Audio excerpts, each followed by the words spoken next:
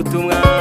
Yesu bwe ntabwo yacitse intege, yakizaga indwara agakiza ibirema, abaje bamugana akabatura imitwaro. Mu myaka 30 avuga ubutumwa, Yesu bwe ntabwo yacitse intege, yakizaga indwara agakiza ibirema, abaje bamugana akabatura imitwaro.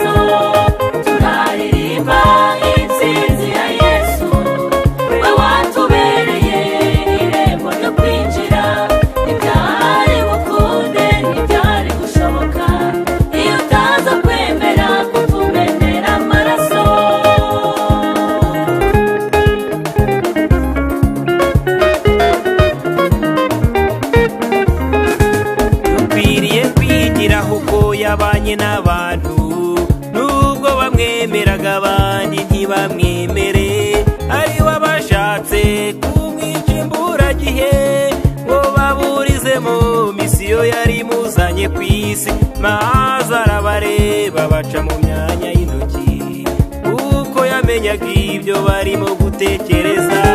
Dukwiriye kwigiraho uko yabanye n'abantu nubwo bamwemeraga abandi ntibamwemere, ari wabashatse kumwica imburagihe ngo baburizemo misiyo yari muzanye ku isi, maze arabareba baca mu myanya y'intoki, uko yamenyaga ibyo barimo gutekereza.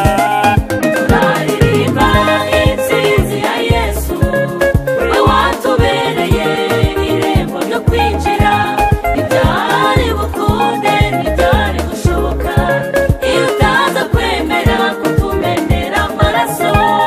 Turaririmba intsinzi ya Yesu, we watubereye irembo ryo kwinjira, ibyari bukunde ntibyari gushoboka iyo utaza kwemera kutumenera amaraso.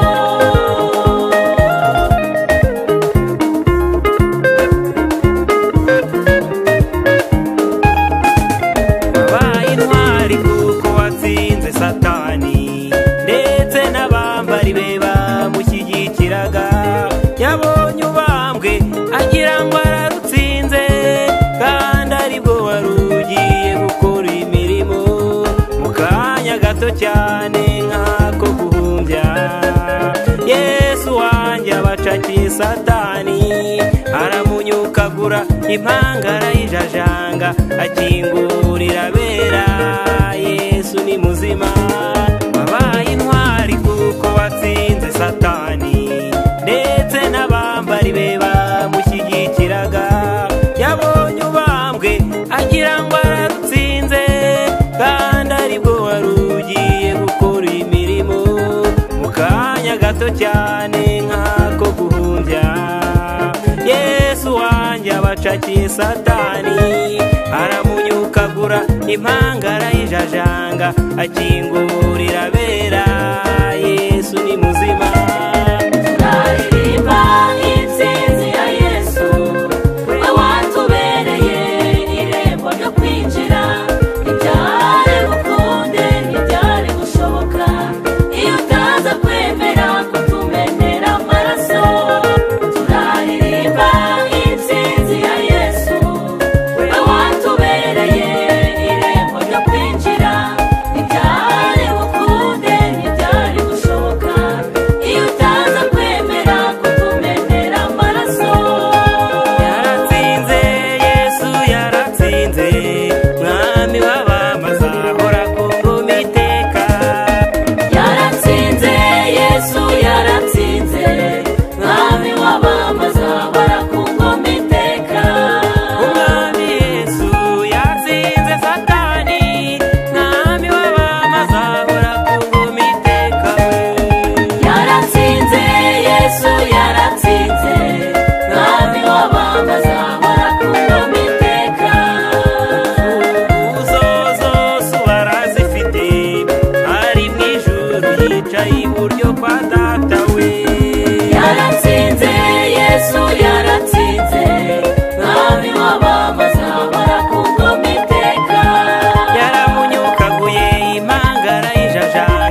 afunga